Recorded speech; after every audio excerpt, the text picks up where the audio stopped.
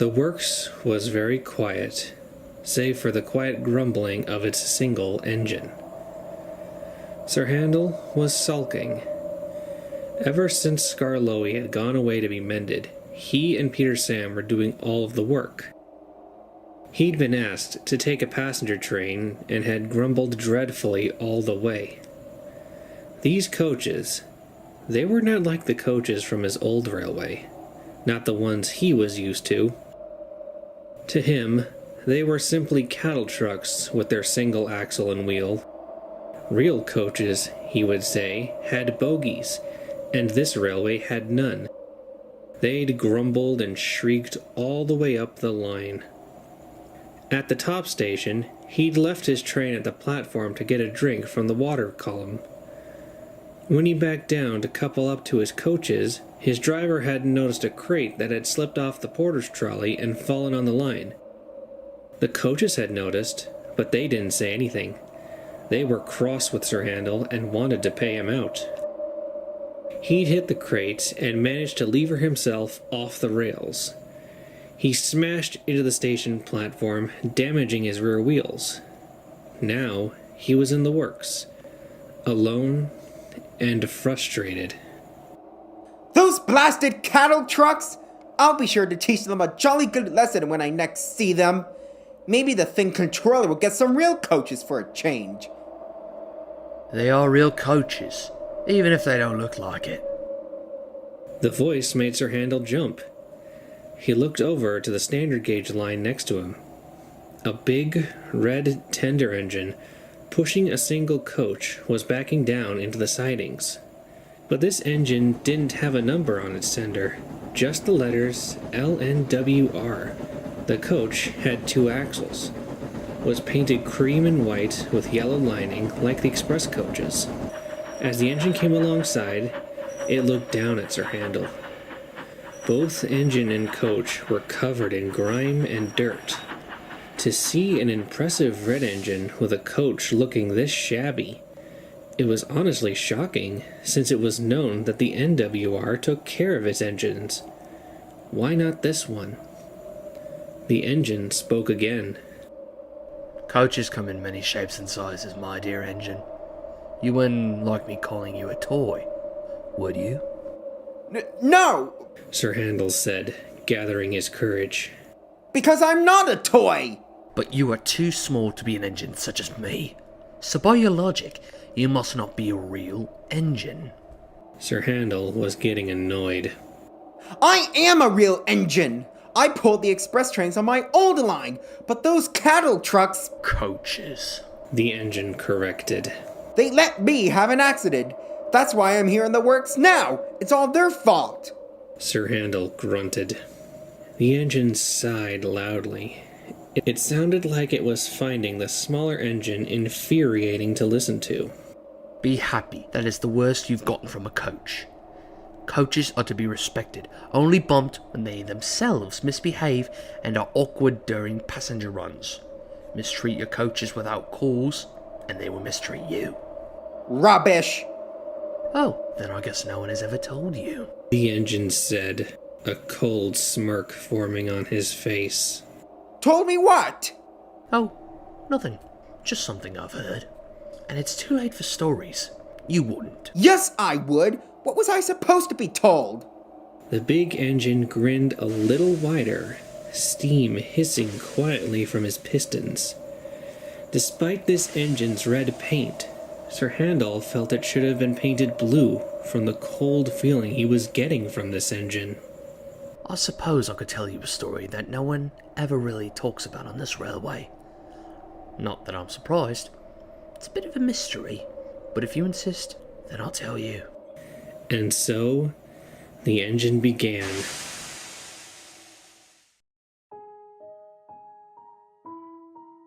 The Northwestern Railway had just been formed. The expansive line, reaching from Vickerstown to the end at Tidmouth, was going through a tough few years. The line's first 2 engines were too small to handle the workload. As such, the board of directors had brought many more engines on loan from other railways to help. And I'm sorry to say, frictions existed as the loaned engines treated the resident engines quite poorly. Oi you, take me coaches and up to it. Hop to it yourself. I'm getting this train ready. Thomas scoffed. Typical little shunter. No sense of duty. Late again! I thought you were supposed to be an express engine.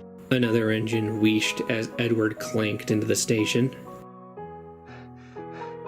Don't blame me. It was a faulty signal.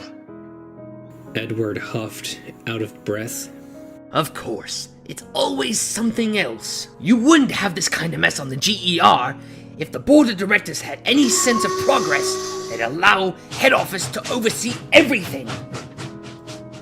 Another engine was a large Claughton from the LNWR. This engine had glistening red paint with black side plates. This engine, named Afton, was more picky about the kinds of coaches he was given. He saw all the old single-axle Victorian rolling stock as relics. Like the other visiting engines, he was absolutely appalled at the idea of pulling goods trains, because to see a grand engine such as him doing so was an insult. One morning, Afton huffed into the station. He was to be pulling the local stopping service today. But as he neared the station, he hissed angrily as he saw the coaches he'd been given. He was given the small single-axle coaches. While they were painted in the NWR cream and dark green, they were smaller and older than the bogie coaches given. What's this? I'm pulling this ghastly groaning train today? The indignity of it all! Just be happy you have a train to pull at all. Thomas hissed as he pushed the coaches up. I've had to hunt the yards for extra coaches. Then you can jolly well take these coaches away and bring me some proper coaches. I'm busy. Take them or leave them. Thomas huffed and hurried away into the yards before Afton could say anything more. Come on, old boy. Let's get this over with. Afton's driver sighed. The coaches groaned as Afton backed up to them. They had heard what Afton had called them and were not happy. "Who is this rude engine?" asked the lead coach. "An improper engine if he's pulling us," said another. "I'd rather be pulled by Edward or even Thomas. At least they are proper engines who know how to treat coaches right," the brake coach added. Shut up! I am a proper engine. Better than Tiny Thomas or Old Iron Edward. Now come along! The guard's whistle blew and Afton huffed out of the station in a rage. His face was almost as red as his paint. As Afton raced down the line, the old coaches groaned and creaked. They were older and were not used to running at express train speeds. They tittered nervously as they rolled along. "Slow down! Slow down!" they wailed. Shut up! Shut up! Afton barked back. Just then, the brakes on the train came on.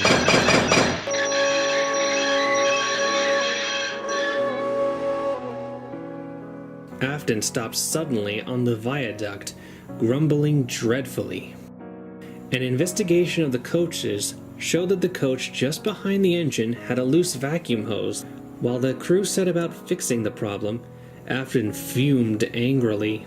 He thought the coaches were doing that on purpose, making him late. Eventually, the brakes came off and the train puffed away. When Afton arrived at the last station, the big red engine hissed mournfully as he moved around the yard to shunt his own coaches away. The coaches tittered grumpily as he did so. "At last, the journey is over," one said. "I felt like my windows were going to fall out," said another. "At least you two were further away from him than I was. I had to endure his groaning all the way here," said the lead coach. It would have been better if you'd not decided to hold me up, you rotten old antique. What? You blame me for that? That was your fault. Pull the other one, you horrid thing. It's not my fault you don't know how to pull coaches, you rotten red sausage. Afton quickly lost his temper. His boiler pressure shot up, and amid the hiss of his safety valve, there was a bang, and then a splintering crunch. Afton hadn't been paying attention when he'd entered the carriage sidings, and had run his coaches into the buffers hard. The buffers were bent and broken, but they were not the most damaged. That honor belonged to the coach behind Afton's tender. It was squashed between him and the second coach, crushed into a pile of splintered wood and bent metal.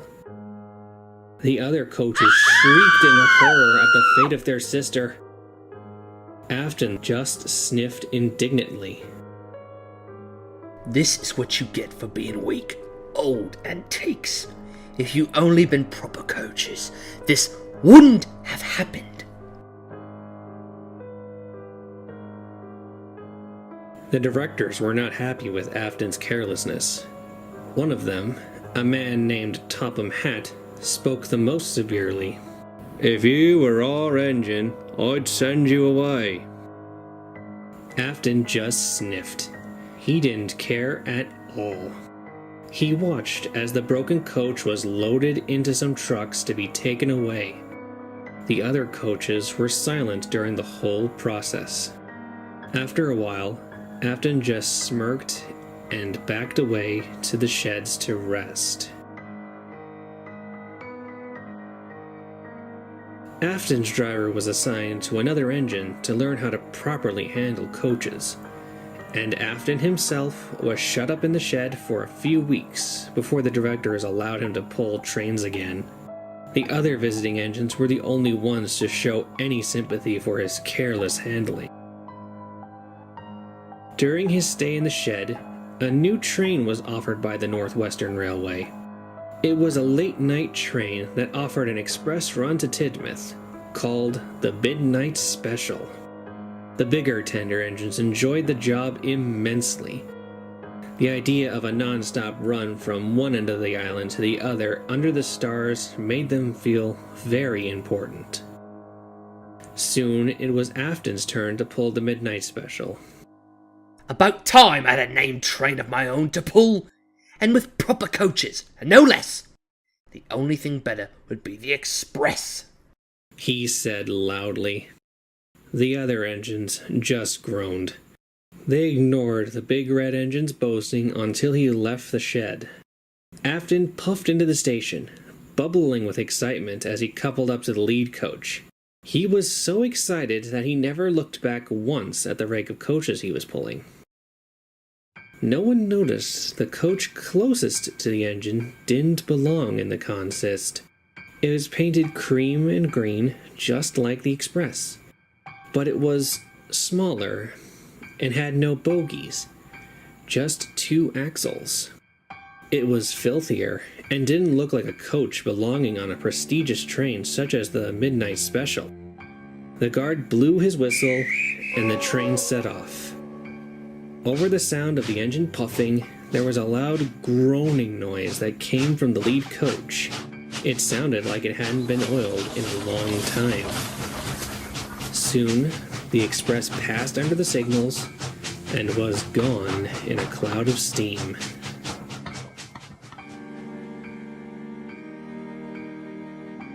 A phone rang in the signal box at Kelsthorpe Road. When the signalman answered it, it was a call from the signalman at Kildane. He wanted to know if the Midnight Special had passed through to check that the system was still operating. The Kelsthorpe signalman said he'd received a bell from the Crovansgate signal box a long time ago, but the express hadn't come yet. He checked his watch. The express was running half an hour behind. Just before the signalman could hang up the phone to call Crovansgate to send a work train to check the line, there was a knock at his door. He opened it to see the Midnight Special's guard standing there, panting heavily. Have you seen our engine? He asked. What engine? No engine has passed by my box for over an hour. The guard then went pale. That's not possible. You must be mistaken. I've just come from the Midnight Special, and I've not seen our engine anywhere. I swear on me mother's head, no train puffed past this signal box. I would have seen it. Come on, man, you're speaking all kinds of rubbish. I am not. Our entire train is missing its engine. It's like it's disappeared into thin air. Come on, mate. Have a cup of tea and explain what you're trying to say.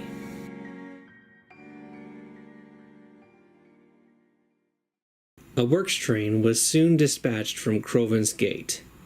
They found all 6 express coaches sitting on the main line neatly, and the irate passengers. From passenger testimony, they said one moment the train was rolling along smoothly, then, after the tunnel, the train went slower and slower until the coaches ground to a halt. When they looked out the window to see what the problem was, they saw there was no engine at the front of their train. Workmen investigated the coaches for damage, but none was found. The coupling on the lead coach was intact. While the works engine pulled the train back to the station, the workmen searched up the line. Perhaps the engine had derailed somewhere before Kelsthorpe, and the guard just missed it. However, nothing. No trace of an engine, or even an accident, could be found. The engine crew was found the next morning, asleep on a bench at Crovan's Gate by a cleaner making the rounds before the first service of the day. When asked how they got there, they had no memory of what happened after their engine entered the tunnel. Just that, one minute they were entering the tunnel, and the next they were waking up on the platform. A massive search was held to look for the engine, but nothing could be found. For a long time, the Midnight Express was discontinued as the more superstitious passengers refused to ride the express after midnight, worried that if a whole engine could vanish, then why not a whole train of passengers? The mystery deepened when many of the passengers expressed concern for the people who might have gotten in the first coach.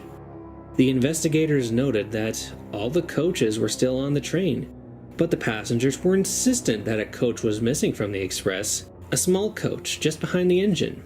Station staff, porters, and the engine crew of the shunder who assembled the train were just as adamant that they had gathered the rake of 6 express coaches, no more, no less. After extensive investigations, relief was brought to the passengers to hear that everyone who'd bought a ticket for the Midnight Express was accounted for. But the mystery remained. What happened to the engine and the alleged coach?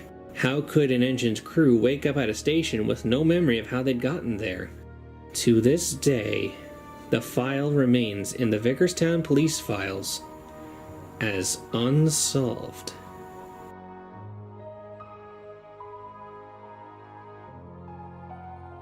And that is the end of the story as the wider public knows, though there have been tales of engines seeing this Afton puffing along the line in the distance with a single coach behind him.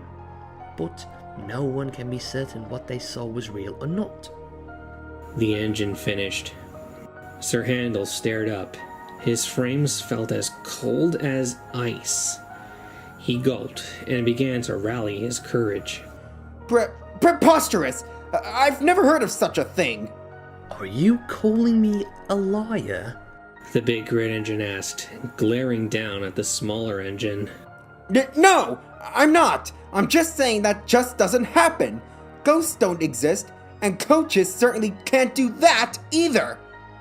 The big red engine looked down at Sir Handel before sniffing and looking up.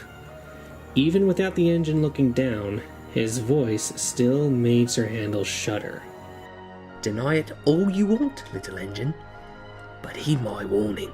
Even something as humble as a coach does not take kindly to be mistreated. They have their ways of getting even, and a simple matter such as death won't offer protection from retribution. Whatever, big engine. Anyways, it's late and... I have a name, you know, you impudent little blue bug. Oh? And what is that then? Afton. Suddenly, the coach creaked loudly. The red engine, Afton, gave a heavy sigh. I've rested long enough. I must be going. We must keep time, you know. Sir Handel blinked as his own words echoed back at him. The big engine hissed steam and slowly pulled out of the sidings, the coach creaking and groaning as it was dragged behind. Soon it vanished beyond the gloom of the yard lights and was gone. Sir Handel thought about the story for a moment before he sniffed. That engine's talking a lot of nonsense. Before long, he closed his eyes and fell asleep. Sir Handel's repairs didn't take too long, so he was soon back to pulling trains. His first job was to pull a passenger train, because Peter Sam was up taking slate from the quarry. He clanked crossly to the yard and coupled up to the coaches before dragging them to the platform. Gordon was waiting there. What's got your pistons in a fizzle this morning? He asked as Sir Handel hissed mournfully into the station. It's these wretched coaches. They let me have an accident the day before, and then last night, some stupid red engine talks nonsense about taking care of them. James wouldn't know how to take care of coaches, being a mixed traffic engine. Gordon huffed indignantly. James? No, I'm talking about that other red engine. Gordon raised an eyebrow. We only have one red engine. We don't have another red engine. Yes, you do. Afton. Afton? Now that is a name I have not heard in years. Why is that? He worked on our line for a while, even after I came to Sodor. Then one day, he was just gone. People said he just vanished, but I think he was just sent away after he left his coaches on the main line. Good riddance. Now it was Sir Handel's turn to be confused. But I saw him last night. My dear engine, Afton has never been on this island for almost 32 years, let alone been seen since. Just then, the guard's whistle blew, and the big blue engine huffed away, leaving Sir Handel with his thoughts. How could he see an engine that hadn't been on Sodor in so long? Then he remembered the story. A sudden chill ran down his saddle tanks as it all became too clear. It wasn't possible, indeed, to see an engine that hadn't been on Sodor in so long, and in such a shabby condition. Unless it hadn't really been there. The guard's whistle blew, and Sir Handel puffed away with the coaches, without so much as a complaint. Sir Handel has become a more even-tempered engine since then. Though he does still grumble about doing extra work, he has never used the words cattle trucks in the presence of the coaches again. The coaches, for their part, have just left the reason for the change alone. Why ruin a good thing, they say. Though on certain nights, just after midnight, the sound of an engine puffing past with one coach in tow can be heard, a flash of red can be seen, and then in a blink of an eye, the engine is gone into the night. Gone without a trace.